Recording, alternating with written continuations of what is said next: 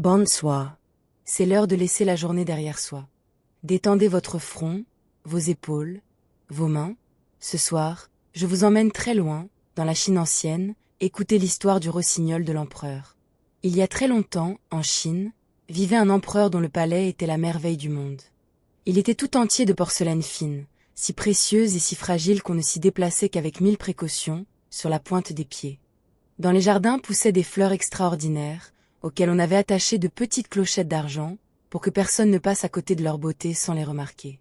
Ces jardins étaient si vastes que le jardinier lui-même n'en connaissait pas la fin. En marchant longtemps, on arrivait à une forêt profonde, aux grands arbres penchés sur des lacs tranquilles, et cette forêt descendait jusqu'à la mer. C'est là, dans les branches, près de l'eau, que vivait un rossignol. Un petit oiseau tout simple, gris et brun, que l'on remarquait à peine. Mais quand il chantait, quand il chantait, le pêcheur arrêtait de tirer ses filets pour l'écouter, et disait « Mon Dieu, que c'est beau !» Des voyageurs du monde entier venaient admirer le palais et les jardins. Mais quand ils entendaient le rossignol, tous disaient la même chose. Voilà, malgré tout, ce qu'il y a de plus beau ici. Et de retour chez eux, ils écrivaient des livres où ils racontaient que la plus grande merveille de l'Empire, c'était ce petit oiseau gris. Un jour, l'empereur lut un de ces livres. « Comment ?» dit-il.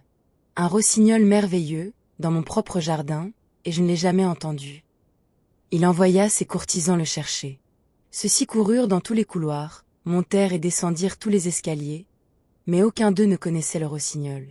C'est finalement une petite servante des cuisines qui dit timidement « Moi, je le connais. » Chaque soir, en rapportant les restes du dîner à ma mère malade, je m'assis un moment dans la forêt pour l'écouter, et c'est comme si l'on me caressait le cœur. Elle guida les courtisans à travers la forêt. En chemin, une vache meugla. « Le voilà !» s'écrièrent les courtisans, qui n'y connaissaient rien. « Quelle puissance !» « Mais non, » dit la petite servante en souriant, « ça, c'est une vache. » Plus loin, des grenouilles coassèrent dans un étang. « Magnifique !» On dirait des clochettes. Mais non, ça, ce sont les grenouilles. Et enfin, le rossignol se mit à chanter. « C'est lui !» murmura la petite. « Écoute !» Le rossignol accepta de bon cœur l'invitation au palais. Le soir venu, devant toute la cour rassemblée, le petit oiseau gris se percha sur une branche dorée et chanta. Il chanta si tendrement que les larmes montèrent aux yeux de l'empereur, roulèrent doucement sur ses joues, et le rossignol dit que ces larmes-là étaient le plus beau des trésors, et qu'il se trouvait bien assez récompensé. Le rossignol dut rester à la cour. On lui donna une cage d'or, 12 serviteurs, et des promenades 2 fois par jour, un ruban de soie attaché à la patte. Il chantait toujours, mais quelque chose, dans son chant, s'était voilé. Un jour, l'empereur reçut un cadeau du Japon, un rossignol mécanique, couvert de diamants, de rubis et de saphirs.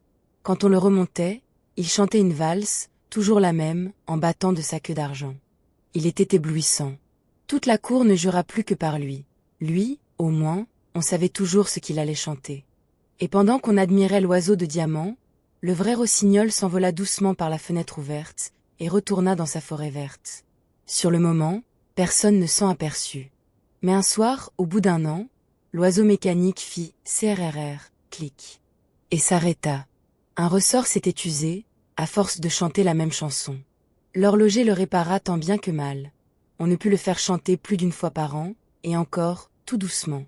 5 années passèrent, et un grand chagrin vint sur le pays, l'empereur tomba malade.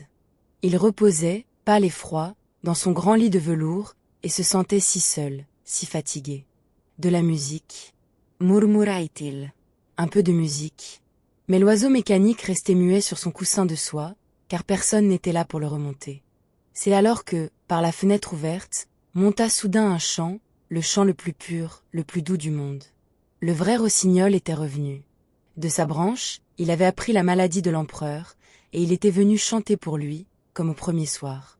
Et tandis qu'il chantait, le sang de l'empereur se remit à circuler plus doucement, plus chaudement, la vie revint dans ses membres, le calme dans son cœur. Même la mort, dit le comte, qui rôdait dans la chambre, écouta le chant, eut la nostalgie de son propre jardin, et s'en retourna chez elle, par la fenêtre, comme une brume froide qui se dissout au matin. « Merci, merci, petit oiseau céleste, dit l'empereur. Comment te récompenser ? Tu m'as déjà récompensé, répondit le rossignol. J'ai eu tes larmes, le premier soir où j'ai chanté. Les larmes sincères. Voilà les joyaux qui réjouissent le cœur d'un chanteur. Dors maintenant. Je vais chanter pour que tu te reposes. Et l'empereur s'endormit, d'un sommeil doux et réparateur. Quand il s'éveilla, le soleil brillait par les fenêtres, et il était guéri.